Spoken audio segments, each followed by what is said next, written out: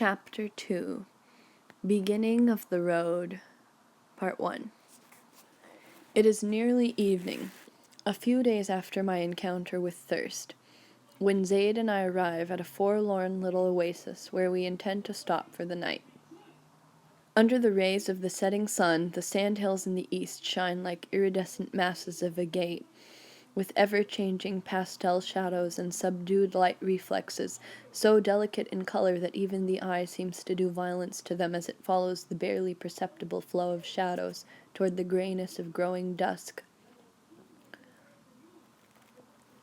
You can still see clearly the feathery crowns of the palms, and half hidden behind them the lowly, mud-gray houses and garden walls, and the wooden wheels over the well are still singing. We make the camels lie down at some distance from the village, below the palm orchards, unload our heavy saddlebags and remove the saddles from the animals' hot backs. A few urchins assemble around the strangers, and one of them, a big-eyed little boy in a tattered tunic, offers to show Zaid a place where firewood is to be found. And while the two set out on their errand, I take the camels to the well. As I lower my leather bucket and draw it up filled, some women come from the village to fetch water in copper basins and earthenware pitchers, which they carry free on their heads with both arms outstretched sideways and bent upwards, so as to balance their loads better, holding the corners of their veils in uplifted hands like fluttering wings. "Peace be with thee, O wayfarer," they say.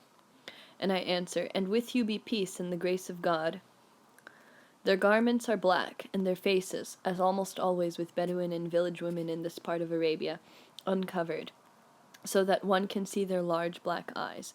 Although they have been settled in an oasis for many generations, they have not yet lost the earnest mien of their forefathers' nomad days.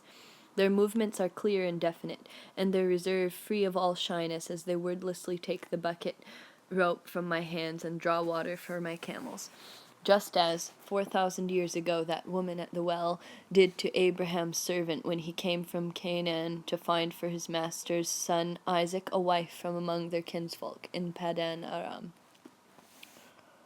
He made his camels kneel down without the city by a well of water at the time of the evening, the time that women go out to draw water, and he said, "O Lord God of my master Abraham, I pray thee, send me good speed this day, and show kindness unto my master Abraham.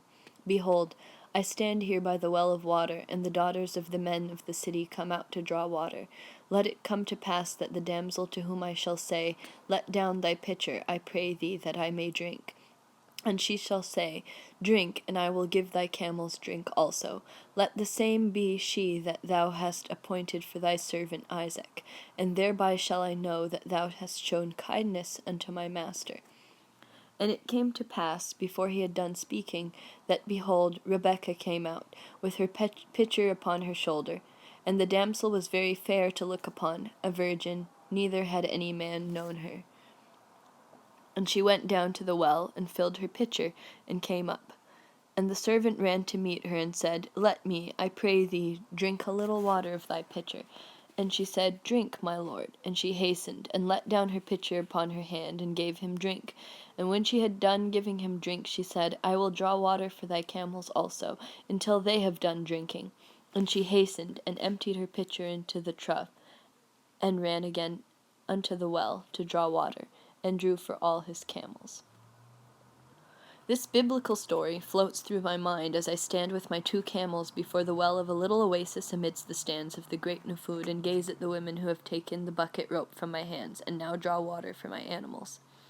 Far away is the country of Padan Aram and Abraham's time, but these women here, with the power of remembrance their stately gestures have evoked, obliterate all distance of space, and make 4,000 years appear as of no account in time.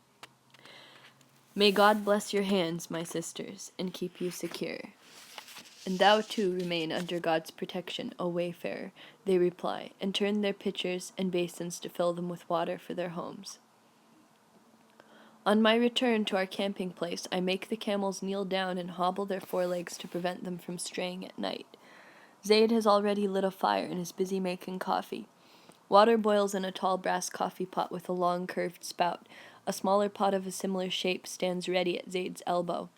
In his left hand he holds a huge flat iron spoon with a handle 2 feet long, on which he is roasting a handful of coffee beans over the slow fire. For in Arabia, coffee is freshly roasted for every pot. As soon as the beans are lightly tanned, he places them in a brass mortar and pounds them. Thereupon he pours some of the boiling water from the larger pot into the smaller, empties the ground coffee into it, and places the pot near the fire to let it slowly simmer. When the brew is almost ready, he adds a few cardamom seeds to make it more bitter, for as the saying goes in Arabia, coffee, in order to be good, must be bitter like death and hot like love. But I am not yet ready to enjoy my coffee at leisure, tired and sweaty after the long, hot hours in the saddle, with clothes clinging dirtily to my skin. I am longing for a bath, and so I stroll back to the well under the palms. It is already dark. The palm orchards are deserted. Only far away where the houses stand, a dog barks. I throw off my clothes and climb down into the well, holding on with my hands and feet to the ledges and clefts in the masonry and supporting myself by the ropes on which the water skins hang, down to the dark water and into it. It is cold and reaches to my chest. In the darkness by my side stand the drawing ropes, vertically tautened by the weight of the large, now submerged skins which in daytime are used to water the plantation. Under the soles of my feet I can feel the thin trickle of water seep upward from the underground spring that feeds the well in a slow, unceasing stream of eternal renewal. Above me the wind hums over the rim of the well and makes its interior resound faintly like the inside of a seashell held against the ear, a big, humming seashell such as I loved to listen to in my father's house many, many years ago. A child just big enough to look over the tabletop. I pressed the shell against my ear and wondered whether the sound was always there or only when I held it to my ear. Was it something independent of me or did only my listening call it forth? Many times did I try to outsmart the shell by holding it away from me so that the humming ceased, and then suddenly clapping it back to my ear, but there it was again, and I never found out whether it was going on when I did not listen. I did not know then, of course, that I was being puzzled by a question that had puzzled much wiser heads than mine for countless ages, the question of whether there is such a thing as reality apart from our minds, or whether our perception creates it. I did not know it then, but looking back, it seems to me that this great riddle haunted me, not only in my childhood but also in later years, as it probably has haunted at one time or another, consciously or unconsciously, every thinking human being. For whatever the objective truth, to every one of us the world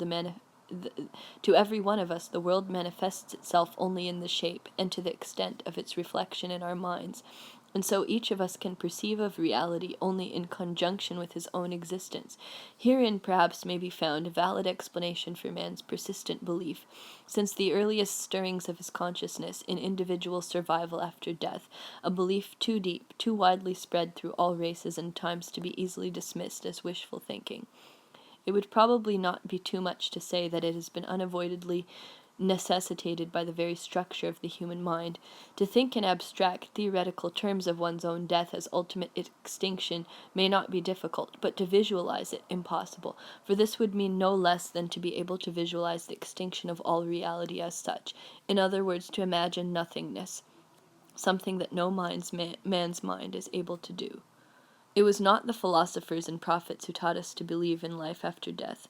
All they did was give form and spiritual content to an instinctive perception as old as man himself. I smile inwardly at the incongruity of speculating about such profound problems while engaged in the mundane process of washing away the grime and sweat of a long day's journey. But after all, is there always a clearly discernible borderline between the mundane and the abstruse in life? Could there have been, for instance, anything more mundane than setting out in search of a lost camel, and anything more abstruse, more difficult of comprehension than almost dying of thirst? Perhaps it was the shock of that experience that has sharpened my senses and brought forth the need to render some sort of account to myself, the need to comprehend more fully than I have ever done before the course of my own life. But then I remind myself, can anyone really comprehend the meaning of his own life as long as he is alive? We do know, of course, what has happened to us at this or that period of our lives, and we do sometimes understand why it happened. But our destination, our destiny is not so easily espied, for destiny is the sum of all that has moved in us and moved us, past and present, and all that will move us and within us in the future. And so it can unfold itself only at the end of the way, and must always remain misunderstood or only half understood as long as we are treading the way. How can I say, at the age of 32, what my destiny was or is? Sometimes it seems to me that I can almost see the lives of two men when I look back at my life. But come to think of it, are those two parts of my life really so different from one another? Or was there perhaps beneath all the outward differences of form and direction always a unity of feeling and a purpose common to both? I lift my head and see the round piece of sky over the rim of the well and stars. As I stand very still for a very long time, I seem to see how they slowly shift their positions, moving on, so that they might complete the rows upon rows of millions of years which never come to a close. And then, without willing it, I have to think of the little rows of years that have happened to me, all those dim years spent in the warm safety of childhood's rooms, in a town where every nook and street was familiar to me, thereafter in other cities full of excitements and yearnings and hopes, such as only early youth can know. Then in a new world among people whose mien and bearing are outlandish at first, but in time brought forth a new familiarity and a new feeling of being at home. Then in stranger and ever stranger landscapes, in cities as old as the mind of man, in steppes without horizon, in mountains whose wildness reminded you of the wildness of the human heart, and in hot desert solitudes and the slow growth of new truths. Truths new to me, and that day in the snows of the Hindu Kush, when after a long conversation an Afghan friend exclaimed in astonishment, "But you are a Muslim, only you do not know it yourself." And that other day, months later, when I did come to know it myself, and my first pilgrimage to Mecca, the death of my wife, and the despair that followed it, and these timeless times among the Arabs ever since, years of deep friendship with a royal man, who with his sword had carved for himself a state out of nothingness, and stopped only one step short of real greatness. Years of wandering through deserts and steppes, risky excursions amidst Arabian Bedouin warfare, and into the Libyan fight for independence, long sojourns in Medina where I endeavored to round off my knowledge of Islam in the Prophet's mosque, repeated pilgrimages to Mecca, marriages with Bedouin girls, and subsequent divorces, warm human relationships, and desolate days of loneliness, sophisticated discourses with cultured Muslims from all parts of the world, and journeys through unexplored regions, all these years of submergence in a world far removed from the thoughts and aims of Western existence. What a long row of years! All these sunken years now come up to the surface, uncover their faces once again, and call me with many voices, and suddenly in the startled jerk of my heart I perceive how long, how endless my way has been. You have always been only going and going, I say to myself. You have never yet built your life into something that one could grasp with his hands, and never has there been an answer to the question, where to? You have been going on, a wanderer through many lands, a guest at many hearths, but the longing has never been stilled, and although you are a stranger no more, you have struck no root. Why is it that, even after finding my place among the people who believe in the things I myself have come to believe, I have struck no root? 2 years ago, when I took an Arab wife in Medina, I wanted her to give me a son.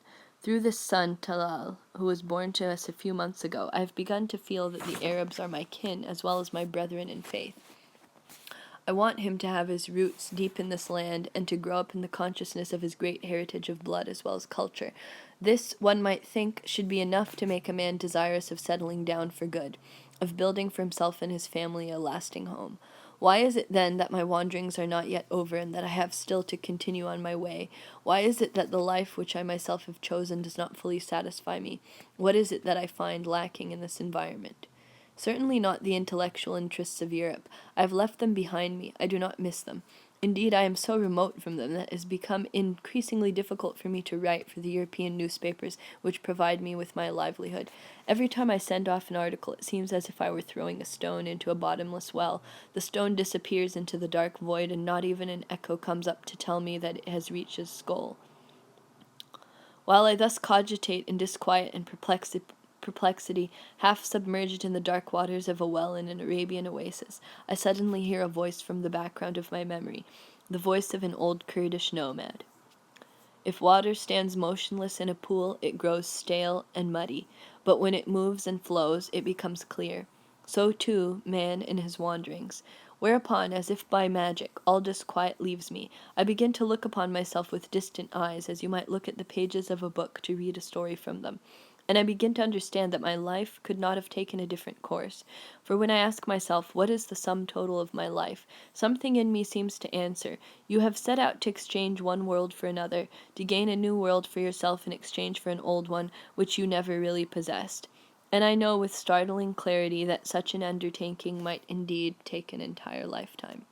I climb out of the well, put on the clean, long tunic which I brought with me, and go back to the fire and to Zaid and the camels. I drink the bitter coffee which Zaid offers me, and then lie down refreshed and warm near the fire on the ground.